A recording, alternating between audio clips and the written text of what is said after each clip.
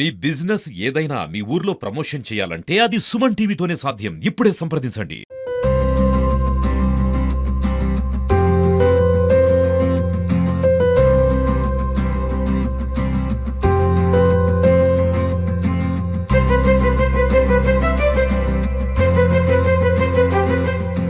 నమస్తే, welcome to Suman TV. నేను మీ యాంకర్ హర్షవర్ధన్. ఈరోజు కర్నూలు జిల్లాలో బార్డర్లో ఉన్న ఆలూరు ప్రాంతం, అంటే కర్ణాటకకు అతి సమీపంలో ఉన్న ఆలూరు ఏరియాకి వచ్చానండి. ఈ ఆలూరులో ఇక్కడ వెళ్తూ ఉంటే ఒక పెద్ద వెహికల్ వెళ్ళింది. ఏంటి వెహికల్ అని చూడగానే ఇది పశువులకు, అంటే మనుషులకు ఎలా అయితే 104 వెహికల్ ఏదైనా ఒక జబ్బు వస్తే ఇంటికి వచ్చి ఎలా వైద్యం చేస్తూ చిన్న చిన్న క్యాంప్స్ పెడుతూ మెడిసిన్ అక్కడే చిన్న వ్యాధులకు సంబంధించి ఏదైతే రోగాలకు ట్రీట్మెంట్ చేస్తూ ఉంటారో, అలానే పశువుల్లో కూడా, అంటే కొన్ని పశువులు ఏదైతే రైతుల యజమానులు దాదాపు 8-10 బర్రెలు ఉండి ఇలా ఇంటి దగ్గర పెట్టుకొని గొర్రెలు కానీ ఫార్మ్స్ పెట్టుకొని చూసుకుంటారు కదా, హాస్పిటల్కి తీసుకొని రాని సిచ్యువేషన్స్ చాలా ఉంటాయి. ఎందుకంటే ట్రాన్స్పోర్ట్ ఇబ్బంది, రోడ్లో తీసుకొని రాలేకపోవడం, ఇలాంటి చాలా రైతులు ఫేస్ చేస్తూ ఉంటారు ఈ సమస్య సమాజంలో. మరి అలాంటి వాటికి కూడా ఇంటి దగ్గరికి వెళ్ళి చేయాలి వైద్యము. రైతుల ఇంటి దగ్గరికి, రైతు భారతదేశానికి అంటే ప్రపంచానికి వెన్నువెంక లాంటి వ్యక్తి. మరి ఈ పాడి పట్ల మనం కన్ఫామ్గా ఫోకస్ చేయాలి, వీళ్ళకి ఇంటి దగ్గరే వైద్యం అందించాలనే ఒక దృఢమైన సంకల్పంతో కేంద్ర ప్రభుత్వం మరియు రాష్ట్ర ప్రభుత్వం రెండు కలిసి దీన్ని ఏర్పాటు చేసి గత దాదాపు 4 సంవత్సరాల నుంచో 5 సంవత్సరాలు అయింది ఇది ఏర్పాటయ్యి. ఇది పశువులకు ఇంటి దగ్గరికి వెళ్ళి వైద్యం చేయడం, అక్కడ చేసేదాకా చేయడం, అక్కడ చేసిన తర్వాత ఇంకా చేయాలి. ఏదైనా సర్జరీ ప్రాసెస్ కానీ ఇలా ఉందంటే దగ్గరలో ఉన్న ఏరియా హాస్పిటల్కి కానీ ఇంకా ఏదైనా హాస్పిటల్కి కానీ తీసుకొని వచ్చి అక్కడ టీమ్ డాక్టర్స్ కలిసి వైద్యం చేయడం, ఇలాంటివి ఎన్నో చేస్తున్నారు. కానీ సరికొత్తగా ఏదైతే గతంలో జీవీకే కంపెనీ అని ఈ అంబులెన్స్ వెహికల్స్ నడిపేవారు, మరి ఇప్పుడు కొత్తగా నూతనంగా భవ్య కంపెనీ కాంట్రాక్ట్ తీసుకొని ఈ వెహికల్స్ నడుపుతున్నారు. ఈ భవ్య కంపెనీ వారు ఏం చేశారంటే కొన్ని ఫేస్ వెహికల్స్, అంటే కొన్ని వెహికల్స్ని ఏమో ఎమర్జెన్సీ కేసెస్ తిప్పడం, మరికొన్ని కేసెస్ ఏమో ప్రత్యేకంగా కొన్ని విలేజెస్ని వీళ్ళకి లిస్ట్ అవుట్ చేసి ఈ విలేజెస్లో ఆ రోజు వెళ్ళి అక్కడ మధ్యాహ్నం దాకానో ఉదయం దాకానో ఉండి ఎలాంటి రోగాలతో పశువులు వస్తున్నాయి దానికి ట్రీట్మెంట్ అందించే విధంగా ఏర్పాటు చేశారు. మరి ఇంతకీ ఏంటి ఈ మొబైల్ అంబులెన్స్ ప్రత్యేకత ఏంటి, ఎలాంటి కేసులు చూస్తున్నారు, ఎలాంటి మెడిసిన్ వాళ్ళతో అవైలబుల్ ఉన్నాయి, రైతులకు దీన్ని ఎలా యూటిలైజ్ చేసుకున్న అన్ని విషయాలు డాక్టర్ గారు ఉన్నారు. మరి డాక్టర్ గారితోనే అన్ని విషయాలు అడిగి తెలుసుకునే ప్రయత్నం చేద్దాం.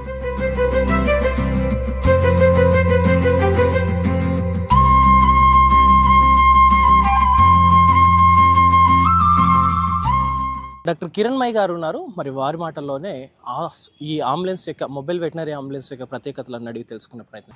నేను డాక్టర్ కిరణ్ మై అండి. ఓకే మేడం, ఎక్కడ మేడం యూజీ కంప్లీట్ మీది?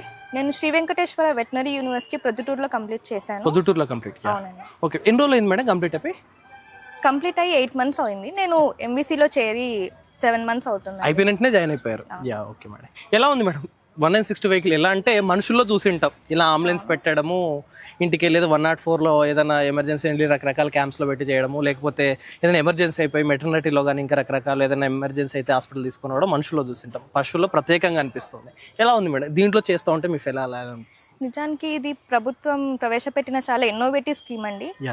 ఎందుకు అంటే పశువులకు సేవలు అందించడము, రైతుకి పశువులు ఎంతో ముఖ్యమైనవి.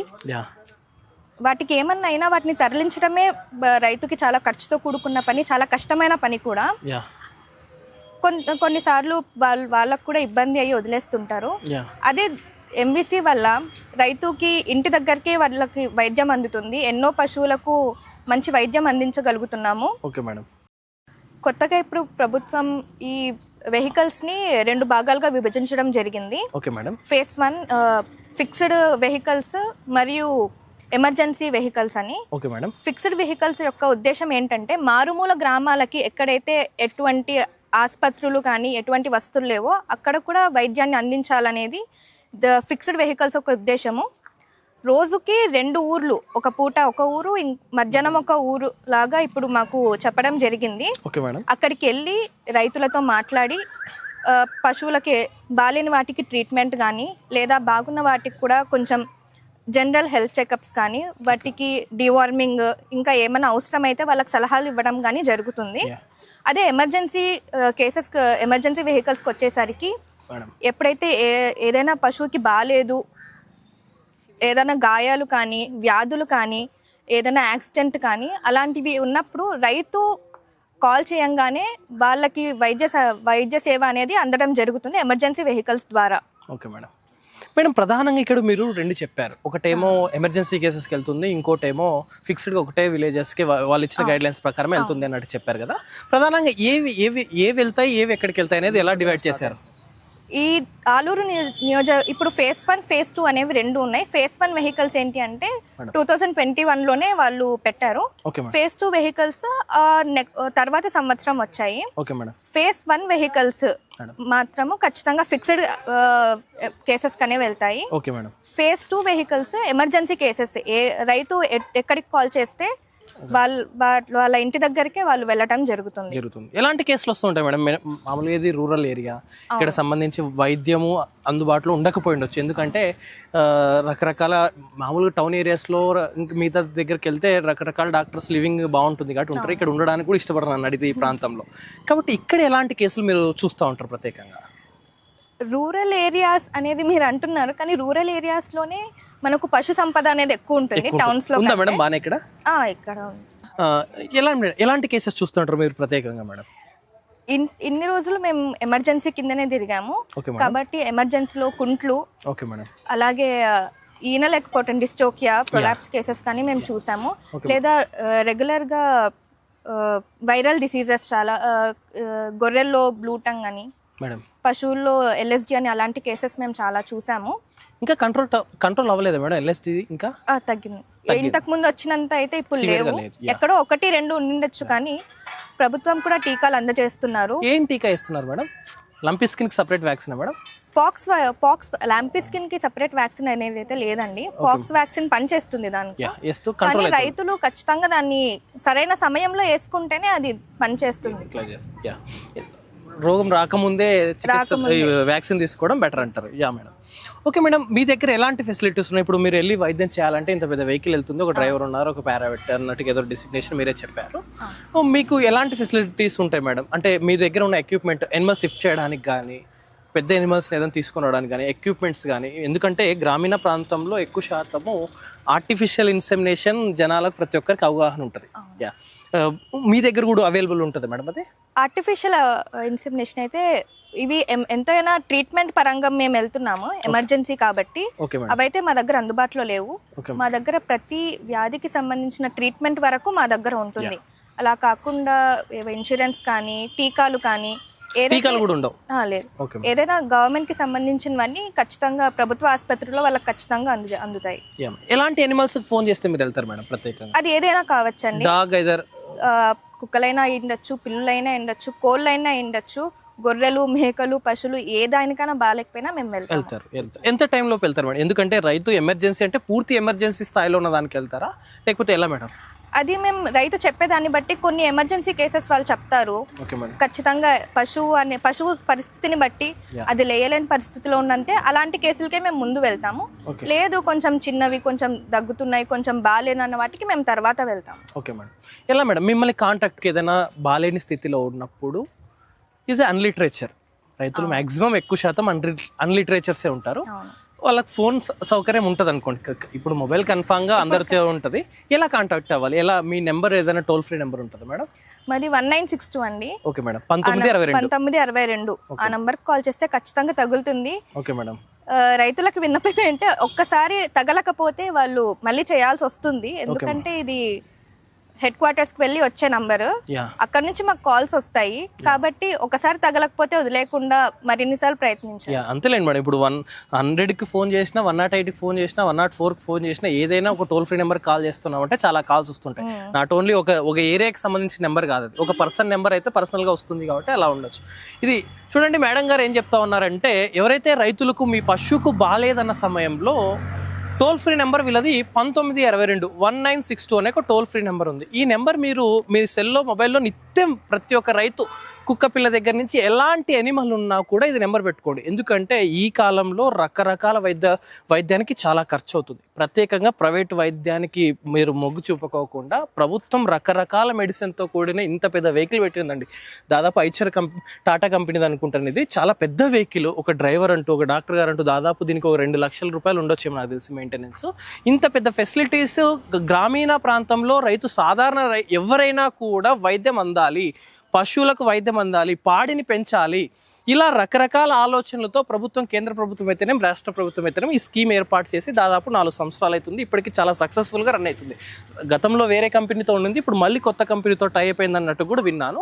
ఇప్పటికైతే చాలా అద్భుతంగా వైద్యం అందుతుంది. ఎందుకంటే రైతు ఫోన్ చేస్తేనే ఇంటి దగ్గరికి వెళ్తారు. ఎందుకంటే మామూలుగా అయితే రకరకాల ప్రైవేట్ వారిని కాంటాక్ట్ అయ్యి, ఎందుకంటే హాస్పిటల్ తీసుకొని వెళ్ళారు. హాస్పిటల్ ఎక్కడో టౌన్లో ఒక దగ్గర ఉంటుంది, పల్లెటూరులో ఒక దగ్గర ఉంటుంది. ఆ డిస్టెన్స్ ఎనిమల్ బాగాలేనప్పుడు మేజర్గా పశువుల్లో కుంట్లు చూస్తూ ఉంటాం. ఎందుకంటే ఈ కుంటుతూ ఉన్నప్పుడు నడవడమే కష్టం అంటే మళ్ళీ అది హాస్పిటల్ పట్టుకుని పోవడం చాలా కష్టం. అలాంటి సమయంలో వీళ్ళకి అప్రోచ్ అయ్యారంటే, ఏదైతే టోల్ ఫ్రీ నెంబర్ 1962 కాంటాక్ట్ అయ్యారంటే వీళ్ళు ఇమ్మీడియట్గా మీది ఎమర్జెన్సీ అయితే మీకు ఫస్ట్ ప్రిఫరెన్స్ ఇచ్చి వస్తారు.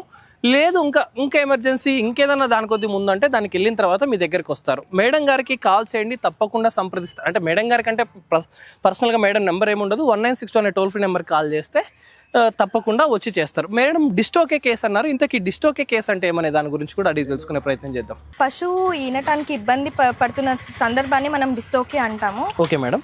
ఇది దేనివల్ల అయినా అయ్యిండొచ్చు. ప్రధానంగా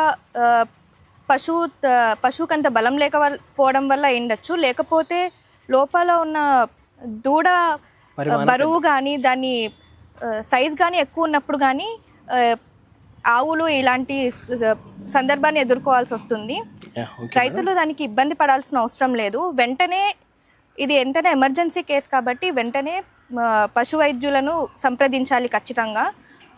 నేను చాలాసార్లు చూడటం ఏంటి అంటే గొర్రెల్లో చాలా మంది వాళ్ళే దాన్ని పరిష్కరించాలని చూస్తుంటారు. అలాంటప్పుడు ఖచ్చితంగా వాళ్ళకు లాసే జరుగుతుంది కానీ ప్రాబ్లం అనేది సాల్వ్ అవ్వదు. రైతులే ట్రై చేస్తూ ఉంటారు, గొర్రెల కాపర్లు ఎక్కువగా ట్రై చేస్తూ ఉంటారు. ఇది బఫెలోస్ వాళ్ళు కాంటాక్ట్ అవుతుండొచ్చు.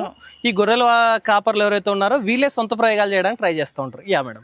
కాబట్టి అలా చేయకుండా ఖచ్చితంగా వాళ్ళకి దగ్గరలో ఉన్న పశు వైద్యులను కానీ లేకపోతే 1962 కానీ వినియోగించుకోవాలి. అదే చెప్పారు కదా మేడం, డిస్టోకే అంటే ఇది ఈనే టైంలో అంటే డెలివరీ అయ్యే టైంలో animals what ever it may be, cats, dogs, తర్వాత షీప్ అండ్ గోట్ అయితేనేమి, బఫెలోస్ అయితేనేమి, ఏవైనా కానీ ఈ డెలివరీ టైంలో ఇబ్బంది పడుతూ అంటే పశువు లోపల దూడ పరిమాణం పెద్దగా ఉన్నా, సఫిషియెంట్ బలం లేకపోయినా, కాల్షియం డెఫిషియన్సీ ఉన్నా, ఇలాంటి రకరకాల డెఫిషియన్సీ ఉండడం కారణం చేత ఇది ఎదుర్కొంటారు. పశువులు ప్రధానంగా ఏదైతే పశువులను తీసుకొని డెలివరీ ప్రెగ్నెంట్ అయిన వెంటనే సఫిషియెంట్ కాల్షియం ఇవ్వడం, సఫిషియెంట్ మినరల్స్ ఇవ్వడం, రైతు కానీ ఫీడింగ్ సరిగ్గా చేశారంటే ఈ రోగ బారిన పడుకోకుండా ఉంటారన్నట్టు చెప్తా ఉన్నారు. మరి ఆ టైంలో మేడం గారిని కాంటాక్ట్ అయితే అంటే ఈ అంబులెన్స్ని కాంటాక్ట్ అయితే తప్పకుండా దానికి కూడా వైద్యం అందించే ప్రయత్నం చేస్తాం. మేడం మెయిన్ ప్రధానంగా 1962 గురించి చెప్పారు. మీరు ఎంతమంది ఉంటారు మేడం మీ స్టాఫ్, ఎలా మేడం మీ ప్రాసెస్?